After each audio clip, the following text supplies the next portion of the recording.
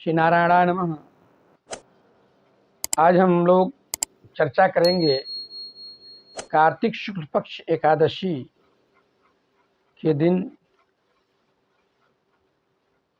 माता तुलसी के विवाह के संदर्भ में तुलसी विवाह कैसे किया जाता है और तुलसी विवाह करने से क्या लाभ आपको होता है, इसके संदर्भ में हम लोग चर्चा करेंगे।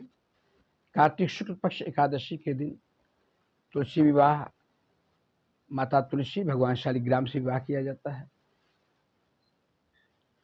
विवाह कैसे किया जाता है? आपको एक मंडप तैयार करना चाहिए। गन्ने का लेकर के मंडप तैयार करिए। मंडप तैयार करने के बाद खूब बढ़िया से चुन्नी से, वस्त्रों से आच्छादित कर देना चाहिए, सजा देना चाहिए। साड़ी वगैरह तुलसी के पौधे में पहना देना चाहिए। श्रृंगार सामग्री जो भी कंगन, चूड़ी, श्रृंगार जितनी भी सामग्रियां होती हैं, स्वर्ण चांदी, अपने स्वेच्छानुसार उनको सजा देना चाहिए।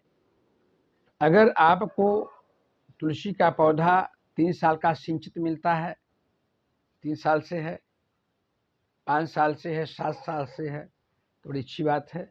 नहीं उपलब्ध है तब भी आप जिस तुलसी की आप पूजा करते हैं, दीपदान करते हैं, उनसे ही विवाह आप का कार्य कर सकते हैं।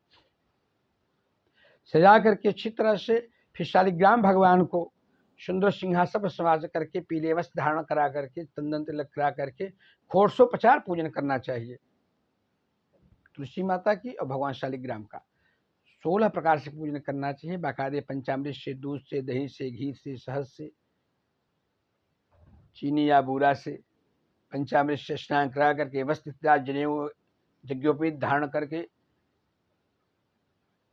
खूब सजा करके भगवान शालिग्राम के सिंहासन को अपने हाथ में उठा करके, मस्तक पर रख करके या हाथ में लेकर के, और एक नारियल लीजिए। नारियल को पीले वस्त्र से आवेष्टित करके इसमें एक सिक्का लगा दीजिए, टीका करके शालिग्राम भगवान के साथ साथ धीरे धीरे आप लोग उस तुलसी माता की 4 परिक्रमा करेंगे।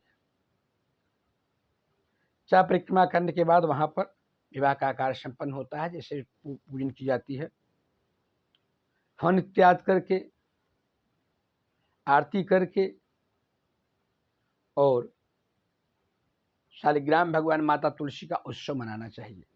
सुंदर सुमंगलित विवाह के गीत इत्यादि कार्य करने चाहिए, और इसी दिन से विवाह के कार्य इत्यादि प्रारंभ हो जाते हैं। एक एक ऐसा मुहूर्त होता है जिसमें ज्यादातर अधिकांशतः लोग इसमें विचार नहीं करते हैं, तुलसी विवाह के दिन ही विवाह कर देते हैं। जिस ज्योतिष के अनुसार जिस कन्या का विवाह नहीं हो रहा है, उस कन्या का विवाह एकादशी के दिन, तुलसी विवाह के दिन श्री शालिग्राम भगवान से उस कन्या का विवाह करना चाहिए, घट पर स्थापित करके। इसको कुंभ विवाह कहते हैं। जिसकी कुंडली में वैधव्य दोष प्राप्त होता है, उनके लिए भी यह विवाह बहुत अच्छा माना जाता है।